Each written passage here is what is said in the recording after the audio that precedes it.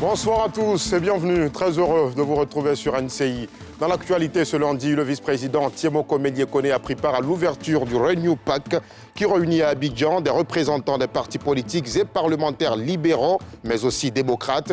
Ils sont venus d'Europe, d'Afrique, des Caraïbes et du Pacifique. Nous irons au village de Songon à Yewayi, secoué depuis plusieurs semaines par un conflit foncier. Il oppose des acquéreurs à deux entreprises immobilières. Les acquéreurs ont crié leur ras-le-bol lors d'une conférence de presse. Nous ne sommes plus qu'à une petite semaine du Ramadan et au-delà de la pénitence, le Ramadan et son effervescence engendrent la création de plusieurs activités génératrices de revenus, du packaging de box alimentaires aux tenues traditionnelles. Certains entrepreneurs, vous le verrez, ont trouvé dans le Ramadan un tremplin économique. Les partis politiques et parlementaires libéraux et démocrates sont réunis depuis ce matin à Abidjan. Une rencontre de haut niveau à laquelle participent des représentants venus d'Europe, d'Afrique, des Caraïbes et du Pacifique. Le vice-président Tiemoko Meïlie-Koné a appelé aujourd'hui à l'ouverture de cette rencontre à la construction d'une véritable alliance stratégique entre l'Europe, l'Afrique et les Caraïbes. Les précisions de Pierre Dipomela et Fulgence Kissiedou. Après Marrakech en 2022 et Dakar en 2023, Abidjan est pendant 2 jours la capitale du libéralisme, avec la tenue de la 3e édition du sommet Renew PAC. Des délégations des libéraux et démocrates d'Europe, d'Afrique, des Caraïbes et du Pacifique y sont mobilisées. Le vice-président de la République de Côte d'Ivoire, qui prend part à cette importante rencontre, a dit l'attachement du chef de l'État Alassane Ouattara aux valeurs du libéralisme. Comme vous le savez, le président Alassane Ouattara est profondément attaché au libéralisme, fondé sur des principes de liberté, de démocratie et de progrès.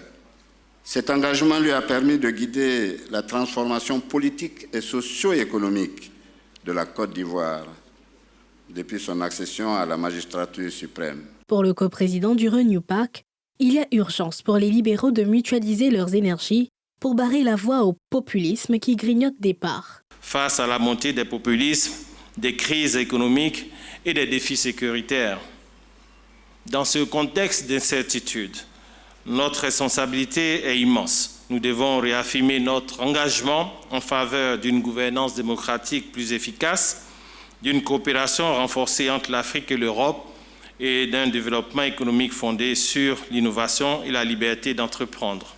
Jean-Christophe, coprésident du Renew PAC Europe, a à son tour indiqué tout l'intérêt des libéraux à mener des actions dans le sens du progrès et du développement au bénéfice des peuples. On discute notamment des questions comme les investissements en Afrique, comment est-ce qu'on peut traduire une politique de commerce en emploi et en prospérité dans les pays africains pour que la population africaine profite de ces richesses naturelles. Quels sont les outils qu'on peut mettre en place? Pendant 2 jours, plusieurs panels vont plancher sur les défis contemporains qui façonnent le monde et définir des orientations politiques communes pour des réponses efficaces de libéraux. Le collectif des femmes du marché Petit Lomé souhaite se retirer définitivement du projet de construction du marché Komagoa d'Adjamé. Elles l'ont exprimé lors d'une conférence de presse animée dans les environs de la grande mosquée d'Adjamé. Ces femmes dénoncent, vous allez le voir, le non-respect des délais d'exécution des travaux. Mardoché Kwasi et Fulgence Kissiedou les ont écoutés. Les femmes du marché Petit Lomé d'Adjamé réclament le remboursement des sommes versées aux promoteurs du marché Komagoa dans la commune d'Adjamé. Un projet lancé en janvier 2022 dont les travaux étaient censés durer 18 mois. Plus de 4 ans plus tard, ces souscriptrices ont perdu patience et ne sont plus disposées à attendre. Moi et ma présente, Madame Binaté, nous avons été caution morale des femmes dans le marché Petit Lomé.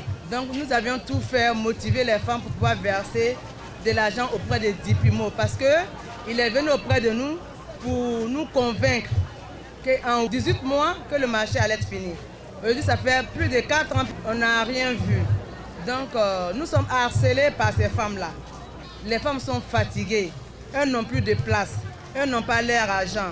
Au moment où on s'entendait à des magasins, le chantier n'a pas bougé. Nous demandons l'aide auprès de nos autorités pour nous aider. Nous ne croyons plus en ce projet. Nous ne voulons plus des magasins, nous voulons notre argent intégralement. Du côté du promoteur, on reconnaît les retards dans l'exécution des travaux. Les responsables de l'entreprise chargée des travaux et de la gestion du marché se disent disposés à procéder à ce remboursement conformément aux procédures prévues en la matière. Qu'elles patientent, on va finir le projet et elles auront leur place.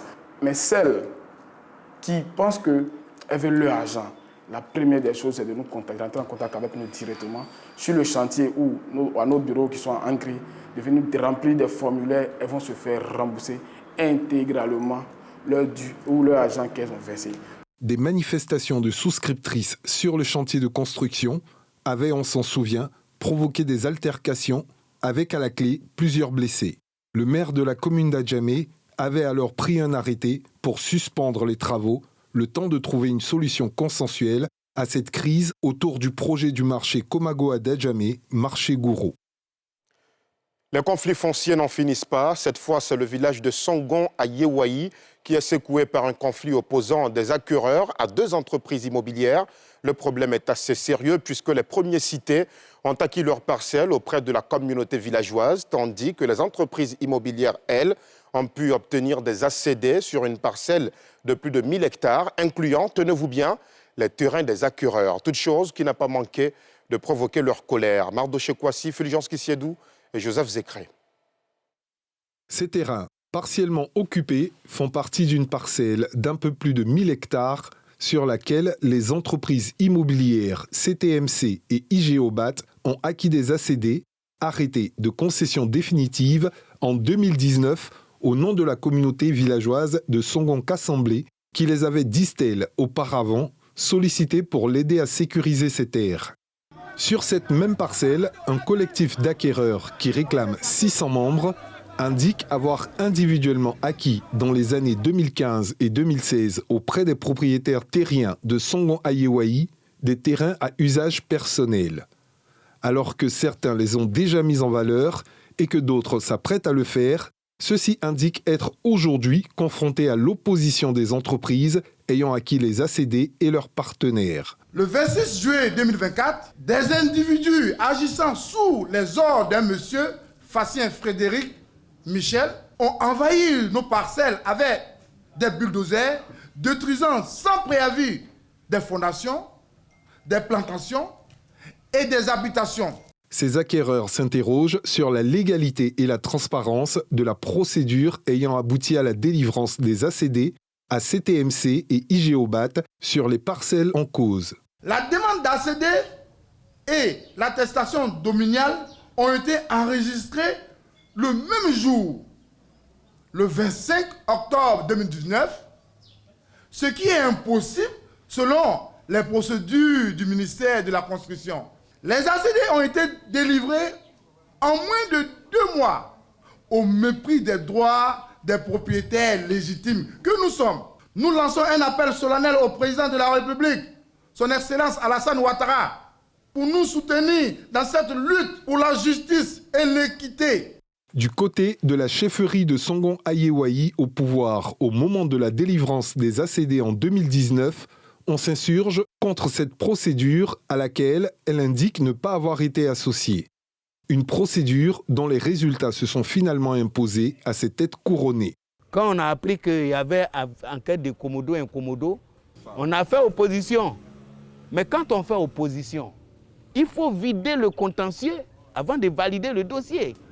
Contre toute attente, on apprend que les ACD sont signés. Nous ne pouvons pas concevoir que nous avons donné notre accord avec nous, notre signature, à quelqu'un de s'installer sur notre terre en 2016. Et puis quelqu'un vient en 2019 brandir un papier pour dire que j'ai ACD, celui qui était là avant moi, là, qu'il dégage. Et puis ce papier qu'il est venu brandir là, ce n'est pas Yewayi qui a produit l'attestation de propriété ayant servi à produire ces documents, cet ACD. Les dirigeants de CTMC et IGEOBAT, eux, se disent surpris par les derniers développements du dossier dans la presse au vu du processus de conciliation engagé d'un commun accord avec ces acquéreurs pour trouver une solution intéressante pour tous. Ils restent toujours ouverts au dialogue. Quand je regarde les gens qui se plaignent, ils pensent qu'on est venu leur prendre leur terre et puis les chasser, ou alors leur prendre leur terre sans rien derrière. Je dis non, c'est faux. On a tenu la rencontre avec eux ici, M. Sanolo et Gonzo. On s'est parlé ici. On leur a demandé d'aller auprès des villageois, de savoir véritablement qui c'est qui leur a cédé les parcelles. Si une fois qu'on a fait la traçabilité, qu'on sait d'où est venue votre propriété, enfin votre parcelle, on pourra mieux évoluer. Ça, c'est un pan des propositions. Eux aussi, nous, on fait des propositions. Nous, on aimerait garder nos lots. Vous comprenez? On aimerait garder nos lots. Par conséquent, vraiment essayer de comprendre notre situation. Mais on a tout compris, on a tout acté ici. On a ouvert, on n'a pas dit que les terres sont nos terres à nous. Ça, on ne l'a jamais dit. Mais il y a un minimum d'organisation qu'il faut avoir avant de libérer ces différentes parcelles. Parce qu'on a dépensé énormément d'argent.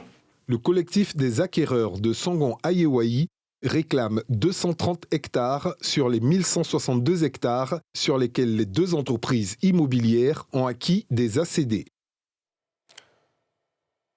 Et comme annoncé en titre, nous ne sommes plus qu'à une petite semaine du Ramadan et au-delà de la pénitence, le Ramadan et son effervescence engendre la création de plusieurs activités génératrices de revenus, du packaging de box alimentaires aux tenues traditionnelles. Certains entrepreneurs, vous le verrez, ont trouvé dans le Ramadan un véritable tremplin économique. C'est un reportage signé Faltia Koulibaly et Tanguy Konan.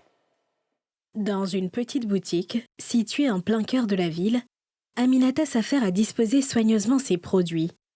Commerçante depuis plus de 5 ans, elle a ouvert son espace spécialisé dans les articles musulmans il y a 1 an, précisément à l'approche du Ramadan. Si sa boutique regorge de divers objets religieux et accessoires, ce sont ces box, spécialement conçus pour l'occasion, qui captivent notre attention. Nous n'imposons pas de kits. Nous confectionnons les kits en fonction du budget du client. Les box commencent à partir de 15 000 francs. Avec 15 000, vous avez votre box, vous avez un tapis personnalisé, vous avez le Coran, Amma et un chapelet. Dans un autre coin de la ville, Laurel a adopté un concept similaire, mais avec une approche différente. Cette entrepreneuse s'est spécialisée dans la confection de paniers alimentaires. Autrefois une activité saisonnière, la demande constante l'a encouragée à en faire son activité principale depuis 2 ans. On a certains produits qu'on voit en général que les musulmans utilisent en fait lors du Ramadan. Donc c'est fonction de ça en fait que je fais la sélection. Il y a aussi certains clients qui eux-mêmes choisissent les éléments qu'ils veulent voir dans leur box. J'évite au maximum les produits qui sont périssables. Je confectionne mes box uniquement sur commande. Au-delà des box, le Ramadan est aussi synonyme de raffinement vestimentaire. De nombreuses femmes profitent de cette période pour renouveler leur garde-robe avec des tenues traditionnelles comme les abayas, ces longues robes amples prisées pour leur élégance et leur modestie. Founé, comptable de formation, a vu dans la vente d'abayas une belle opportunité. Depuis quelques années, elle a troqué son emploi dans la finance pour ouvrir une boutique spécialisée dans ses vêtements à Cocody. Nous sommes une boutique d'abaya friperie. Nous sommes seulement que dans la friperie. Tout ce que nous vendons ici, c'est à bas prix, c'est-à-dire on a des fins de série, on a des abayas premier choix, deuxième choix, troisième choix. Pendant le mois de Ramadan, tout le monde veut porter des abayas. Tout le monde veut s'habiller en abaya, que sont prêts à porter, que sont en friperie. Tout le monde veut se vêtir, se couvrir. À quelques kilomètres de là, toujours à Cocody, Djenebou a choisi un modèle de vente différent. Elle commercialise ses abayas directement à domicile. Installée dans cette activité depuis 2017, elle propose des tenues à bas prix afin de permettre à tout le monde de s'offrir ces tenues. Oui, on prend des dispositions pour pouvoir répondre aux besoins de nos clients, vu que la demande elle est forte. Si par exemple, on avait l'habitude de commander 200 balles, il faut au moins doubler, même tripler même la commande pour pouvoir satisfaire aux besoins des clients. Au niveau des abayas, ce qui nous fatigue généralement, c'est les tailles. Voilà. Généralement, quand ça vient, ce sont des petites tailles. Or, les gens demandent plus les grandes tailles. Entre foi et commerce, ces entrepreneurs ont su tirer parti de cette période pour faire prospérer leur activité. Un phénomène qui illustre parfaitement l'alliance entre tradition et opportunités économiques, spiritualité et affaires, où chacun trouve son compte. Et dans l'actualité politique nationale, la DIR, démonstration des Ivoiriens rassemblés, présidée par Zadi Djedje, a appelé samedi dernier à une candidature du président Ouattara à la présidentielle d'octobre 2025. Il s'est exprimé à Bongouanou au cours d'un meeting. C'est ce que nous montre Salif Yalekoué. Bongouanou, capitale du Moronou.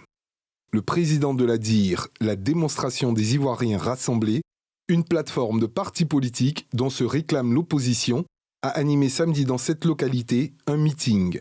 À cette tribune, il a insisté sur une union sacrée autour de la candidature du chef de l'État ivoirien, Alassane Ouattara, en 2025, tout en mettant en exergue ses réalisations.